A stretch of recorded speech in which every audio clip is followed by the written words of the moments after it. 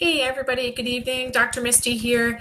I wanted to delve into a topic that's near and dear to my heart, something that I've experienced throughout my life, especially after having children, and that's stress.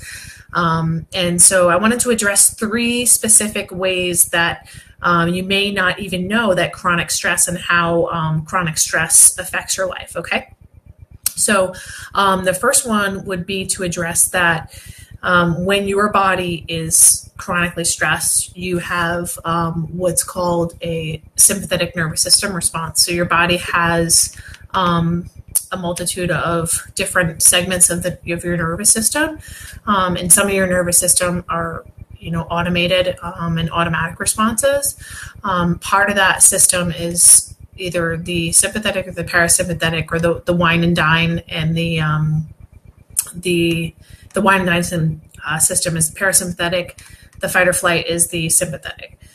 So when you're in chronic stress, your body is consistently in that sympathetic mode. So you consistently have your body is in fear and feeling like you're being attacked, or in the olden days, in the caveman days, it was more about you had to run away from a predator or something. Now the attacks are more psychological. So it's more being stuck at your office, being stuck in traffic, and things that you can't quite do anything about physically, right? So we can't, the stress was meant to, the sympathetic nervous system was meant to stimulate your heart rate and stimulate your blood glucose, so your body could react to that stress. But 2018, things are a little bit different, right? So with that said, and some of those physiological reactions to stress, so we all know that we spikes our blood sugar, our blood pressure, our heart rate. Those are more well-known ones, but there's a couple that I wanted to address. So one of the things that actually happens when you're chronically stressed is that you actually you store more abdominal fat, okay, and more that hurts you because you store more around your organs. Now, what happens is you get those cortisol spikes and your body goes into that fight or flight mode. But if you do a quick spike in your blood sugar, and you don't utilize it, and so say your boss is stressing you out and you're sitting at your office in your cubicle and you're stressed out and you get that cortisol spike, but you're not moving your body, you're not doing anything with that blood glucose. So what happens is it kicks up and then it gets stored as fat quickly. Okay, so the more stress you have, the more it's linked to abdominal obesity. Okay, so just something to remember if you are trying to lose weight. Stress can be a huge part of that. The second one is actually something. It's called. There's a part of your brain that is the main decision-making part of your brain. It's called the prefrontal cortex. It's right here, right in front of the frontal cortex. And that area is responsible for decision-making, more higher level cognitive thinking.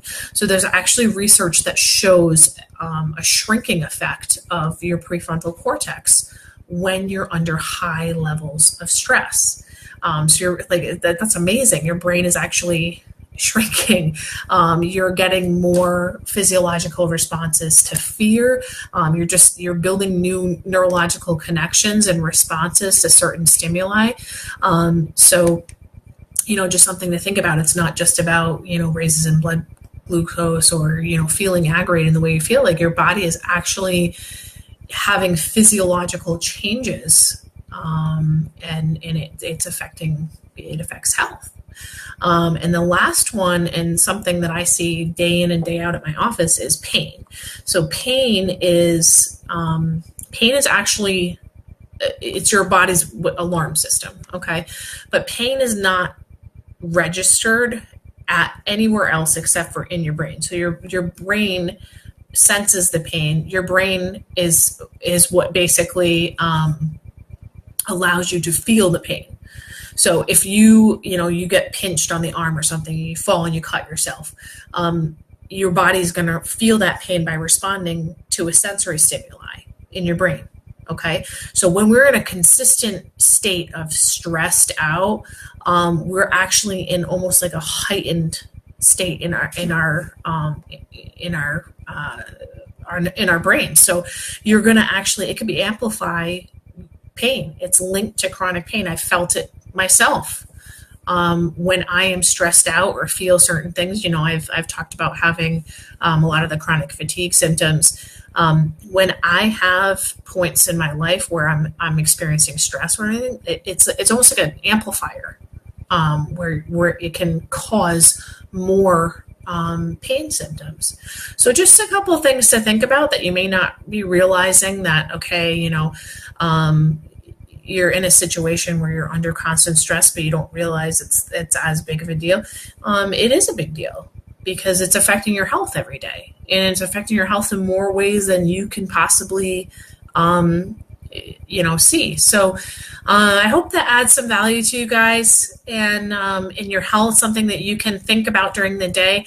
I really want you to think about those situations and kind of be a detective in your life and start to pick out some of those situations where am I getting this fight or flight response? Like where am I that I'm getting this? Am I in my job? Am I around a certain person?